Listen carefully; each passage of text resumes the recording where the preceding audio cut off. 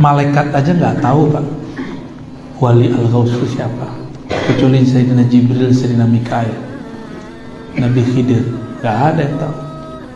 Jadi malaikat aja nggak ngerti kalau ini adalah wali al-ghaus, karena penampilannya nggak kayak orang Madura, kayak kopiah, nggak pakai serban. Kalau ada orang, Bapak nih ngelihat ada kiai ikut main kartu gimana? Percaya nggak dia kiai? Sulit kita percaya. Bisa jadi Allah kemudian sembunyikan dia dengan laku-laku begitu, lakon namanya. Bisa jadi. Makanan ini banyak, yang begini tuh banyak. Jadi nggak boleh juga langsung oh kayaknya ini nih jidatnya udah lebar nih, hidungnya mancung.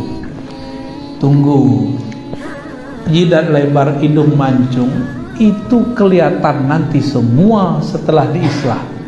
Ada kata kunci daripada al-wali al-ghaus ini, yang nanti lewat beliau kita tahu al-mahdi, bahwa al-mahdi itu diislah dalam semalam. Apa arti islah? Diperbaiki Allah zahirnya supaya sesuai dengan batinnya dalam semalam. Berarti sebelum itu al-mahdi zahirnya berantakan,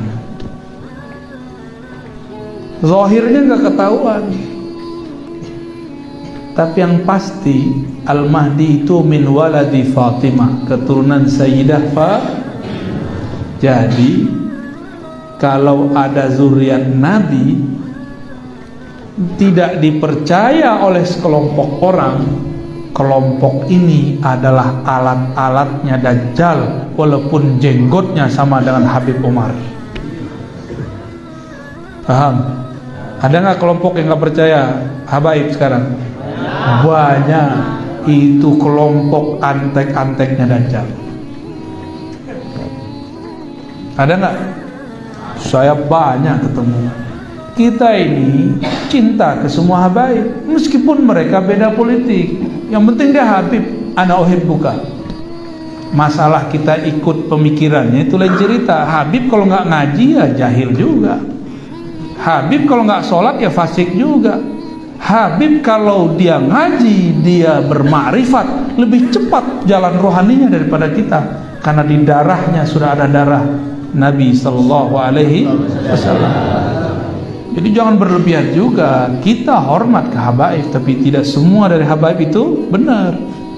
Kita takzim. Kenapa kita takzim? Karena jangan-jangan Al-Mahdi dari fam yang ini, fam yang itu, fam yang ini. Kita kan nggak tahu. Siapa tahu dari fam yang ini, gitu. Ini rahasianya kenapa harus hormat kepada ahlul bait, ya. Ustaz, kok ada Habib begini?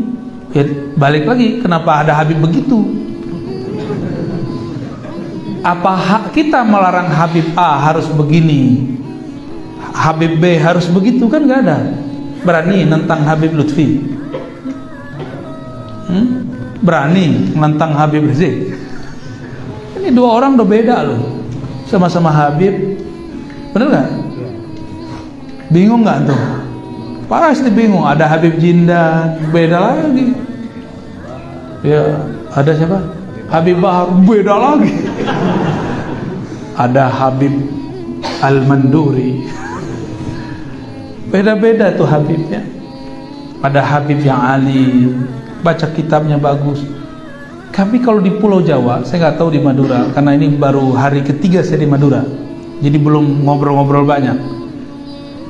Di Jawa ada beberapa fam habaib yang disembunyikan oleh kiai-kiai. Dia nggak mau dikenal sebagai habib, karena kalau sudah dari habib, berat.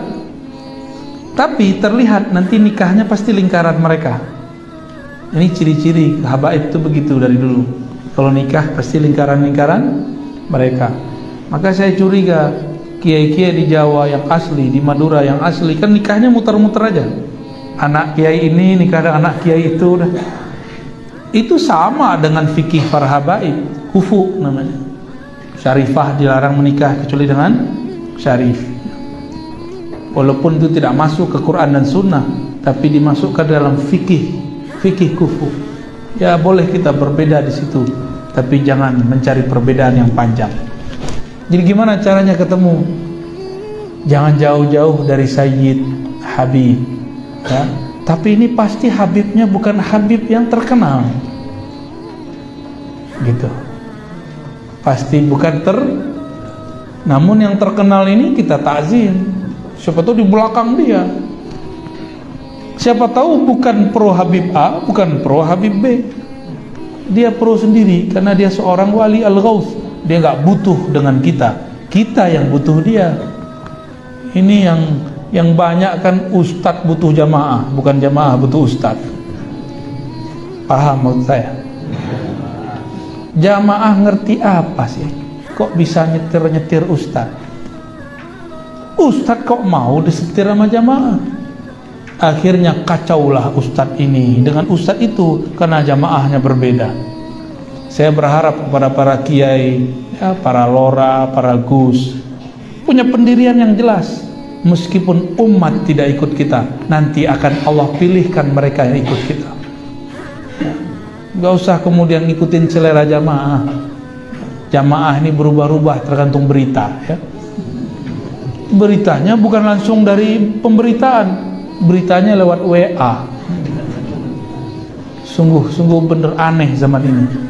Itu bagian dari dajjalun, Pak. Kebohongan itu dimulai sekarang dari WA, dari YouTube. Hati-hati. Jadi hindari, Pak. Saya sudah mengurangi baca WA. Bahkan saya ngelihat handphone tuh kayak ancaman, ya. Jarang buka udah. Apalagi berita-berita di grup, ngapain dibaca? Baca kitab kek, ya. Kok tulisan yang dibaca tulisan di WA? Jadi orang kita ini rajin baca WA. Kitab disuruh baca langsung ngantuk. Saya nih buka kitab di sini pasti langsung ngorok. Pas udah subhanakallahumma wa bihamdika melek lagi. Coba aja kiai-kiai kita buka kitab pada tidur, ya. Pengennya ngaji sambil ngerokok, mungkin ngerokok lah Ustaz, ya. Ya nggak masalah, cuma kan kurang sopan aja. Baik. Jadi jangan jauh-jauh dari zuriat Rasulullah. Tapi bukan mereka yang terkenal itu, tapi biasanya yang mastur. Ini cluenya segitu doang, Pak, bisa dijelasin. Karena saya juga sedang progres, Pak. Terus saya ngomong begini, nanti banyak dulu yang GR, akulah yang dicari Ar-Razi. GRNT, ya. Di akhir zaman itu ada kata kunci, saya sudah sebutkan di banyak tempat, mungkin di sini baru pertama kali. Di akhir zaman ada khilafah ala minhajin nubuwah. Kekhalifahan itu minhajnya, sistemnya, cara membangun dan kerjanya sesuai dengan manhaj kenabian. Manhaj kenabian itulah kalau diturunkan disebut ismi. Ismuhu yuwati usmi. Isim dia, sistem ilmu dia sama dengan ilmuku. Enggak pakai ini, tapi pakai ruh. Pakai apa? Kalau ruh itu tempat Allah mengirimkan wahyu dan ilham. Maka gerak dari wali al-Ghaus bukan pakai kecerdasan ini, dia pakai kecerdasan ruh. Ruh ini suka-suka Allah, maka dia tiba-tiba berubah. Tiba-tiba begini, tiba-tiba begitu. Beda dengan otak kita. Kita pengennya rapi, 1, 2, 3, 4, 5. Kalau ruh kan enggak, dari 1 bisa loncat ke 7, 7 bisa mundur lagi ke 3. Suka-suka ahlur ruh. Karena ahlur ruh ini mereka unlimited.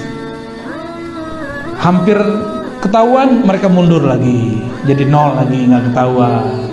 Ntar mulai nanjak, begitulah terus. Jadi kita nih pikir kayaknya udah muncul nih, kita dekatin hilang, kayak gitu modelnya, ya. Jadi penciriannya apa? Minhajnya minhaj nubuwah.